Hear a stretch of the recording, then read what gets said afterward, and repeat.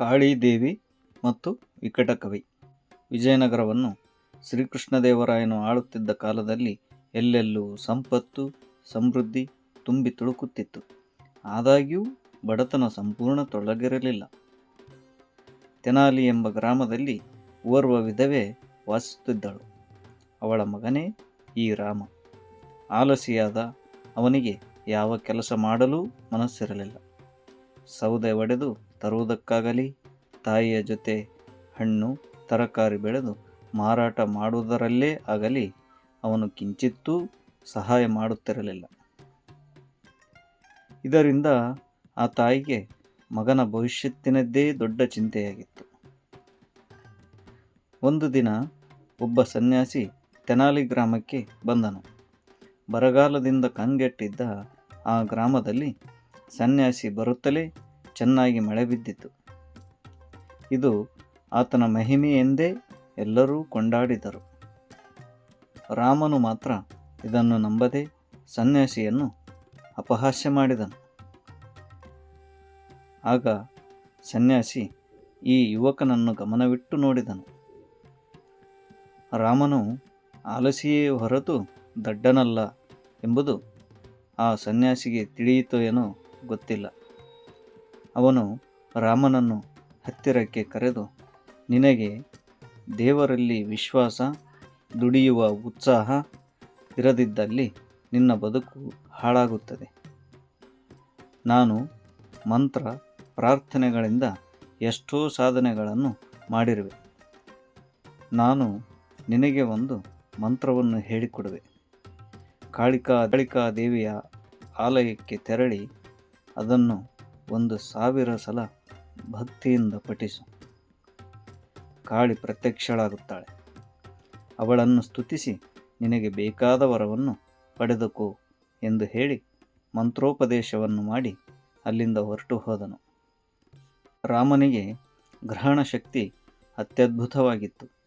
ಅವನು ಕಾಳಿಕಾದೇವಿಯ ಆಲಯಕ್ಕೆ ಆ ರಾತ್ರಿಯೇ ತೆರಳಿ ಸನ್ಯಾಸಿ ಹೇಳಿಕೊಟ್ಟ ಮಂತ್ರವನ್ನು ಏಕಾಗ್ರತೆಯಿಂದ 1000 ಬಾರಿ ಪಠಿಸಿದನು.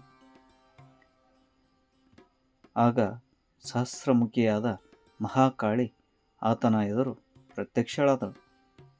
ಆಕೆಯ ಕರಾಳ ರೂಪವನ್ನು ಕಂಡು ರಾಮನು ಹೆದರದೆ ಜೋರಾಗಿ ನಕ್ಕುಬಿಟ್ಟನು.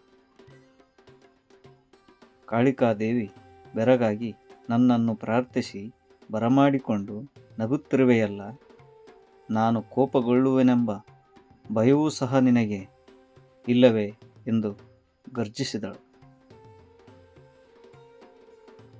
ರಾಮನು ಅವಳಿಗೆ ನಮಸ್ಕರಿಸಿ, ತಾಯೇ ಕ್ಷಮಿಸು, ನಿನ್ನ ರೂಪವನ್ನು ಕಂಡು ನನಗೆ ಒಂದು ವಿಚಿತ್ರ ಯೋಚನೆ ಬಂದಿತು. ನಮಗೆಲ್ಲ ಇರುವುದು ಒಂದೇ ಮೂಗು. ಅಂಥದ್ದರಲ್ಲಿ ನೆಗಡಿಯಾದಲ್ಲಿ ಎಷ್ಟೋ ಕಷ್ಟಪಡುತ್ತೇವೆ. ನಿನಗಾದರೂ 1000 ಮೂಗುಗಳು. ನೆಗಡಿಯಾದಲ್ಲಿ ಎಷ್ಟು ಕಷ್ಟವಾದೀತೋ ಎಂದು ಯೋಚಿಸಿ ನಗು ಬಂದಿತು ತಾಯಿ ಎಂದನು.